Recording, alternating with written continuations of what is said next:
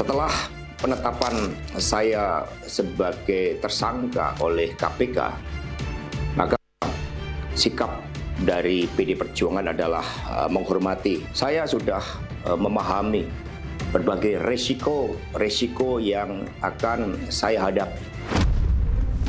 Saudara HK mengatur dan mengendalikan saudara DPI untuk melobi anggota KPU agar dapat menetapkan HM sebagai anggota DPR RI terpilih dari Dapil 1 Sumsel. Saudara HK mengatur dan mengendalikan saudara DPI untuk aktif mengambil dan mengantarkan uang suap untuk diserahkan kepada komisioner KPU.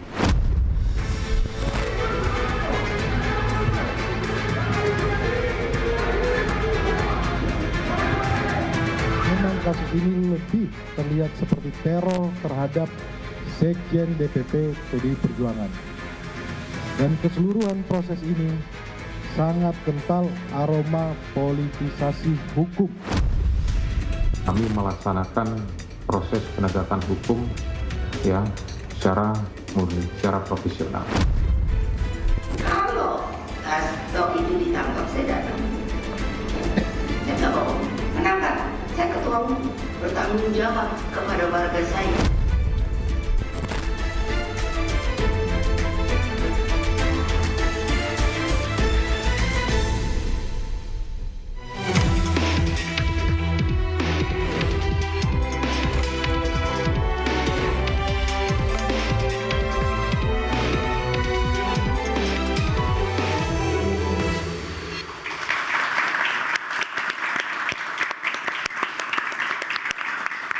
Pemirsa, perburuan Harun Masiku memasuki cerita baru. 4 tahun Masiku diburu, kini KPK menyeret Sekjen PDIP Hasto Kristianto sebagai tersangka bertepatan dengan rampungnya pilkada.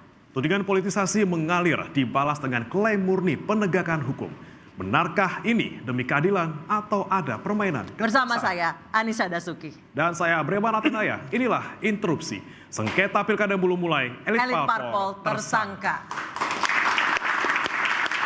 Ya, tentunya pemirsa dan juga Anissa, kita sudah kedatangan sejumlah narasumber yang akan membahas pada malam hari ini. Di sebelah kanan saya ada Bung Guntur Romli, politikus PDI Perjuangan. Selamat malam, Bung Guntur. Waalaikumsalam. Kemudian di samping Bang Guntur ada Mas Agung Baskoro, Direktur Eksekutif Ras Politika Strategis. Selamat malam. Mas Agung, dari mana? Baik, di sebelah kanan saya ada Mas Tibiko Zabar, peneliti ICW. Selamat malam, Mas Tibiko. Selamat malam, Mbak Anggi. Dan di sebelahnya ada Mas Yudi Purnomo, ex penyidik KPK yang ketika itu juga masih bergabung dengan KPK ketika kasus ini berjalan tahun 2020. Baik, oke. Silakan, Bre. Dan ada juga Mbak Titi Anggraini, pakar kepemiluan yang sudah hadir juga di floor. Selamat malam, Mbak Titi. Karena suka taupun tidak bahwa kasus Harun Masiku ini terkait erat dengan pemilu legislatif tahun 2019. Betul sekali, dan tentunya sudah ada Bung Guntur di sini. Saya mau tanya langsung karena kan baru saja muncul nih, Bung Guntur, video Mas Hasto pertama kali ngomong setelah ditetapkan sebagai tersangka. Ini sebenarnya membuktikan bahwa Mas Hasto masih di Indonesia, nggak keluar negeri atau seperti apa nih, Bang? Ya, tentu saja masih di Indonesia, Mas. Masih di Jakarta? Mana? Dan Mas Hasto itu taat hukum dan kooperatif. Dan yang menarik adalah Mas Hasto sudah membuat puluhan video. Itu adalah yang tadi disampaikan itu yang pertama, akan ada lanjutan puluhan video yang juga di situ akan membongkar dugaan keterlibatan petinggi-petinggi negara kasus korupsi. Dan ini video-video nanti itu kalau diliris akan menggemparkan, Mas, akan mengubah peta pemberantasan korupsi, opini publik, dan luar biasa karena yang akan disebut nama-namanya dan bukti-buktinya nanti sungguh mencengangkan. Dan saya sudah menonton beberapa video tersebut dengan bukti-bukti yang sudah ada. Ini untuk membalas atau seperti apa nih, Bang Guntur? Enggak, kita akan bicara soal pemberantasan korupsi. Ya, kita akan membicara pemberantasan korupsi itu harus konsisten, jangan hanya tebang pilih. Jangan hanya tajam kepada PDI Perjuangan, kepada Sekjen PDI Perjuangan, tapi tumpul kepada kasus yang lain. KPK baru menggeledah kantor Bank Indonesia dan menetapkan 2 tersangka, kemudian tiba-tiba diralat. Nah, pertanyaannya adalah siapa yang meremote KPK? Kok bisa yang namanya tersangka itu diralat? Kemudian kasus-kasus korupsi yang lain yang sesuai dengan fakta-fakta di pengadilan. Misalnya kasus yang tambang yang menyebut Blok Medan, kemudian kasus private jet di situ nilainya triliunan, miliaran, tapi tidak pernah diberantas, tidak pernah muncul ke publik. Tapi ini kasus yang bukan pejabat negara. Hasto Kristianto adalah Sekjen PDI Perjuangan. Dan ketika kita membaca alasan-alasan atau bukti-bukti yang disampaikan oleh Ketua KPK sangat menggelikan dan menjadi bahan tertahan publik. Poin pertama misalnya, contohnya saya sampaikan. Apa hubungannya penetapan apa yang disebut dengan bukti oleh Ketua KPK terkait kasus suap Harun Masiku dengan penempatan Harun Masiku sebagai orang Toraja sebagai caleg di Sumatera Selatan? Apakah nggak boleh? Kenapa itu disampaikan sebagai bukti? Bahasanya Ketua KPK itu adalah bukti. Ini kan menjadi bahan tertawan publik. Bahwa kita ngelihat, disitulah kami menganggap bahwa ini benar-benar kasus politik, bukan kasus hukum, bukan kasus pemberatan korupsi, tapi benar-benar upaya melakukan kriminalisasi terhadap Sekjen PDI Perjuangan. Tapi di luar ada tudingan politisasi, apakah memang dari PDIP sendiri yakin bahwa Mas Hasto sama sekali tidak terlibat di kasus ini? Kalau kita membaca fakta pengadilan yang berkekuatan hukum yang tetap, ingkrah, putusan pengadilan kepada Wahyu Setiawan dan Agustiani tanggal 15 Agustus tahun 2020 nomor putusan 28 halaman 160 dan 161 yang menyatakan dalam pertimbangan hakim tidak ada yang namanya aliran dana kepada Wahyu Setiawan dari Hasto Kristianto tapi dari Harun Masiku. Jadi apa yang disampaikan oleh Ketua KPK kemarin itu nggak ada bukti-bukti baru. Mas Guntur, jadi menurut Anda Mas Hasto itu dikriminalisasi? Dikriminalisasi sejak awal bahwa kasus Harun Masiku itu upaya untuk menyerang PDI Perjuangan, menyerang Sekjen PDI Perjuangan, menjadikan sandera politik untuk Sekjen PDI Perjuangan. Jangan lupa bahwa yang disampaikan dalam video Mas Hasto yang akan dirilis nanti, bagaimana ancaman itu hadir kepada dia. Kalau sampai memecat namanya Jokowi dan keluarga akan ditetapkan sebagai tersangka. Dan itu setahun belakangan ini Mas Hasto selalu diancam dengan kasus Harun Masiku. Tapi Mas Hasto tidak pernah takut, tidak pernah takluk. Dia tetap keras, dia tetap kritis meskipun jadi tersangka karena dia yakin tidak terlibat dengan kasus Harun Masiku. Mas Guntur, saya ke Mas Yudi. Mas Yudi, nama Hasto Kristianto sudah disebut di sidangnya Pak Wahyu ketika itu di tahun 2020. Apa benar tidak terlibat sama sekali? Atau sebenarnya sudah ada nama itu dari 2020? Ya, kalau kita bicara mengenai kasus kan tentu selalu berkembang. Nggak hanya mati di dalam suatu perkara. Apalagi perkara ini kan masih hidup dengan perkaranya Harun Masiku. Artinya kita bisa melihat ya bahwa putusan-putusan yang tadi disebutkan oleh Mas Guntur itu kan terkait dengan terdakwa yang masing-masing. Sehingga pembuktiannya adalah perorangan. Namun kita juga tidak bisa menafikan bahwa pada saat itu berarti bukti-bukti yang ada tidak bisa mencakup Pak Hasto. Namun kita bisa melihat pada saat ini ketika beberapa bulan belakangan ini ketika kita tahu bahwa terjadi pergantian Kasatgas gitu ya. Bahwa Kasatgas yang saat ini kemudian melakukan beberapa upaya. Pertama kita lihat ada penggeledahan. Kemudian yang kedua, ada pemeriksaan terhadap saksi-saksi, termasuk Wahyu Setiawan. Yang kita tahu bahwa ternyata Wahyu Setiawan sudah bebas bersyarat gitu kan. Padahal Harun Masiku dia itu sebenarnya ancaman hukumnya lebih rendah daripada Wahyu Setiawan. Jadi saya pikir ketika kemudian terakhir kita lihat Pak Hasto dan kemudian Pak Yasona juga diperiksa. Jadi kalau dalam hukum itu kan berarti kan mempunyai alat bukti baru ya. Ada keterangan saksi, alat bukti dan sebagainya. Mbak, kalau kita melihat ya dari KPK, memang KPK itu lemah sekarang. Memang KPK itu di internalnya kurang bagus gitu ya. Namun kalau proses penegakan hukum sebagai orang yang pernah di sana, saya yakin prosesnya sudah mulai due diligence yang sangat bagus. Kita tahu ada yang namanya gelar perkara. Di dalam gelar perkara itu yang hadir nggak cuma satu sumber dan tidak ada komando di sana. Yang ada adalah 5 pimpinan KPK ya kemudian mendengarkan. Misalnya kalau ini prosesnya penyidikan untuk mengembangkan kasus, maka penyidik akan kemudian menyampaikan yang didengar oleh penyidik, direktur penyidikan, penuntutan dan deputi penindakan, termasuk penyidik yang menangani kasusnya. Di situ dia akan memprestasikan, Mbak, bagaimana pengembangan kasus terhadap seseorang yang menjadi calon tersangka. Perbuatannya A, alat buktinya apa? Ketika dipanggil tahun 2020 itu apa sih yang berasal dikorek dari Pak Hasto? Ya, saya pikir kalau misalnya tidak muncul ya di dalam persidangan, kita harus fair juga. Berarti apa yang dikulik oleh penyidik saat itu? Ya kan, itu yang pertama. Kemudian kedua, memang pada saat itu kan banyak terjadi kontroversi ya bahwa ini kan adalah operasi tangkap tangan. Ya, kita bisa melihat bagaimana misalnya ada kejadian di PT IKA.